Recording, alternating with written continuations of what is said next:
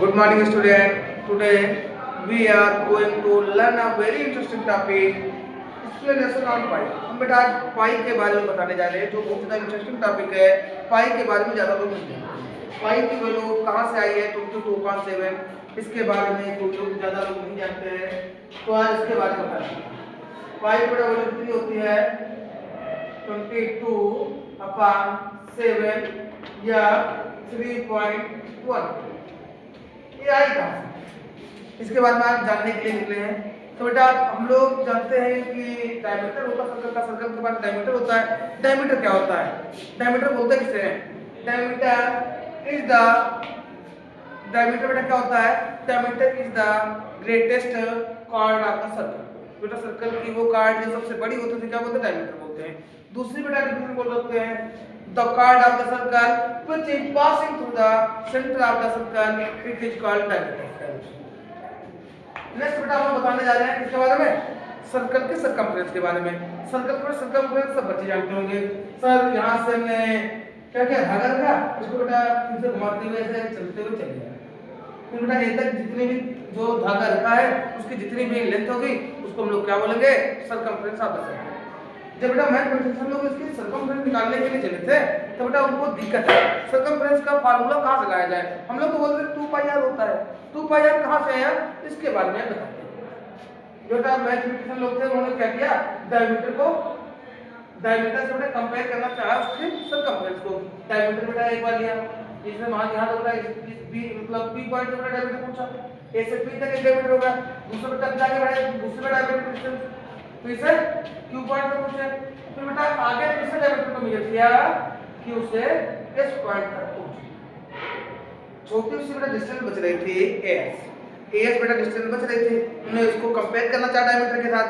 जब बेटा डायमीटर के साथ उन्होंने कंपेयर करना चाहा तो एक डिस्टेंस आ रही थी approximate 1/7 part of the diameter. Diameter बेटा 1/7 पार्ट आ रहा था। तुमने कहा कि इसको लिखा कैसे जाए? अब सब बच्चे जानते हैं जो डायमीटर होता है रेडियस का कितना होता है 2 टाइम होता है। Diameter is the 2 time of the radius.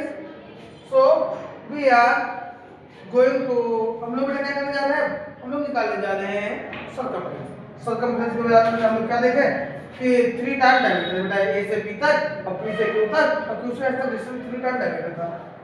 3 time बेटा हमने डायमीटर दिया। उसके बाद बच्चा ने बताया छोटी सी डिस्टेंस बच रही थी जो डायमीटर का 1/7 पार्ट थी। तो हमने क्या किया 1/7 part of the diameter. Okay, तो बेटा हम लोग जानते हैं जो डायमीटर होता है रेडियस का 2 टाइम होता है। तो डायमीटर की हम लोग वैल्यू देते हैं कितना 2r। इधर भी दिया, इधर बच्चा ने पुट कर दिया डायमीटर की वैल्यू 2r। डायमीटर को हमने वैल्यू पुट कर दी। फिर बेटा हमने क्या किया दोनों तरफ से 2r कॉमन मिला था। 2r बच्चा हमने क्या लिया कॉमन ले लिया। 2r ले लिया कॉमन, अंदर क्या बच गया 3 प्लस का 1/7। अब 3 और 1/7 का हमें क्या लेना होगा नीचे बेटा इसके 3 के पावर कितना हो जाएगा 1 और 1 और 7 का बेटा मुझे लेना होगा इससे ऐड करना है। तो बेटा हमें इससे लेना आता है दोनों का आंसर हो जाएगा 7 और 7 3 है 21 और 21 प्लस 1 कितना हो जाएगा 22। 2r into 22/7। ओके, और 22/7 तो आ गया। अभी बेटा ये डायमीटर बेटा कितना बना रहा है डायमीटर 22/7 टाइम आ रहा है।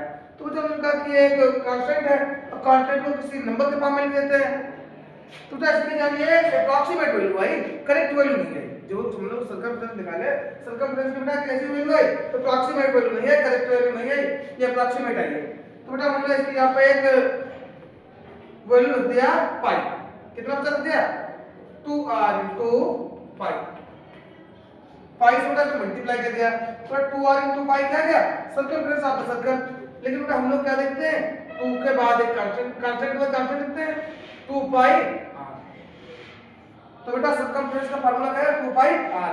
तो बेटा पाई को लिखते 22/7 ये बेटा करेक्ट वैल्यू नहीं है, यह इमेजिनरी जो बेटा हम लोग केवल लिख किए हैं अप्रॉक्सीमेट वैल्यू। पाई एक बेटा कैसा है इरेशनल नंबर है बिकॉज़ बेटा क्योंकि हमें इसकी वैल्यू क्या नहीं है, हमें इसकी वैल्यू करेक्ट नहीं पता है। करेक्ट वैल्यू बेटा इससे क्या होता है 22/7 से हल्का सा बड़ा होता है, जो बेटा डेसिमल नंबर में आता है। तो हम डेसिमल नंबर में नहीं लिख सकते हैं, हम लोग रियल नंबर में लिख सकते हैं, लेकिन डेसिमल नंबर में नहीं लिख सकते हैं। और डेसिमल नंबर में लिखने के लिए हम लोग वैल्यू बनाए 22/7 या 3.14 भी लिख देते हैं। Okay, thank you for watching this video.